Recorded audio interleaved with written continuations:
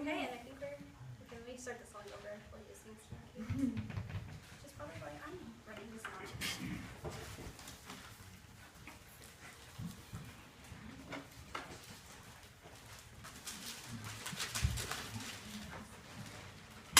That's wrong. Live theater, guys! That's not the song. Okay, now we're good. The play is Memory. Being a memory play as well as a play by Tennessee Williams. It is simply lighted. It is not realistic. Normally it would also be sentimental, but I only have 5 minutes, so you'll forgive me if I skip that part. I am the narrator of the play and also... Really, Tom? No one needs to hear an exposition. You'll take up all our time, which means less time to talk about me. Come to dinner so I can critique your eating habits. All cats. Fine.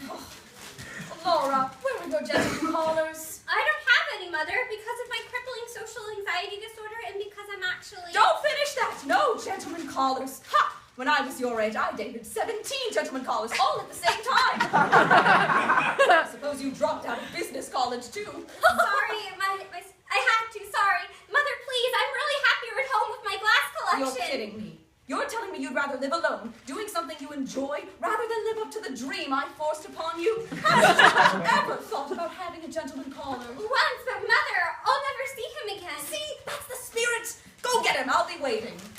After that, instead of giving Laura the psychological help she actually needed, Amanda went a different route. Gentleman caller, gentleman caller, gentleman caller, gentleman caller. Laura, do you know what would be great? A gentleman caller. Oh, also, Tom, I took away your books because they're terrible. Fucking hell, I hate you! Movies every night! You've been drinking. Your father drank. I hate your father. Since when does going to the movies translate into drinking? It's a euphemism. I drink, and I murder people. I'm part of the mafia.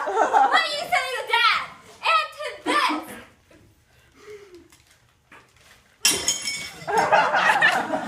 My glass menagerie.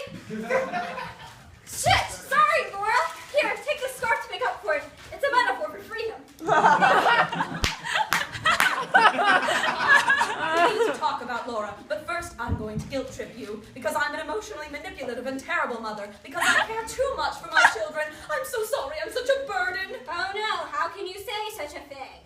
What about Laura? You have to find her a gentleman caller. Ask around at work. A girl her age, unmarried and alone. It's unnatural. And to be honest, I'm concerned. Mother, Laura's got a mental disorder. If you really cared about her, you'd help her. This is helping her. Having a significant other fixes everything. No, it doesn't. But you know what? Sure. I've asked my friend to dinner tomorrow. Are you happy now? Why didn't you tell me? Oh no, I have to redo the entire house. Isn't that a bit much? We don't even know if he'll like Laura. She's sweet, but she can Don't finish that. This is a foolproof plan. Amanda has asked me to narrate so she and Laura can change costumes. I in high school. In high school, Jim was a hero. He had a tremendous... And that's enough of that. Now, Laura, you need to put these in your dress. You see, the key to a gentleman caller's heart is through your appearance, particularly your chest. Mother, is this really necessary? I don't want... Of course you do. You'll love Jim. Jim, Mom, I can't. Did somebody say... Did somebody say Jim? Because that's me. Hi. She always faint.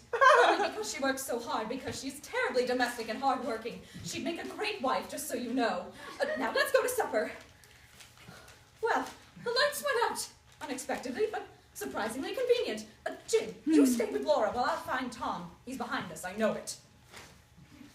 So, Laura, you ready to work on your self-esteem? Your self-esteem. I've noticed you have none. So, since in addition to working in a warehouse, I'm also a wannabe therapist, I'm going to help you overcome this. Tell me about your hobbies. Oh, I guess that could work. I collect glass animals. The unicorn's my favorite. Oh, well, would you look at that? It's adorable. You know what I like to do, Laura? I like to dance and to help others. And tonight, I'm going to do both. The unicorn! Jeez, Laura, I'm sorry. You must hate me now.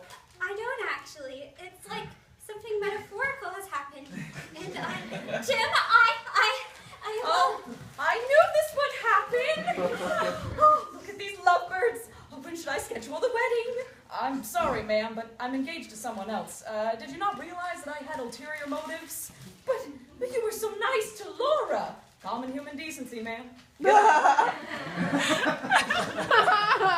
So, Tom, care to explain? Well, would you look at that? It's time for my closing monologue.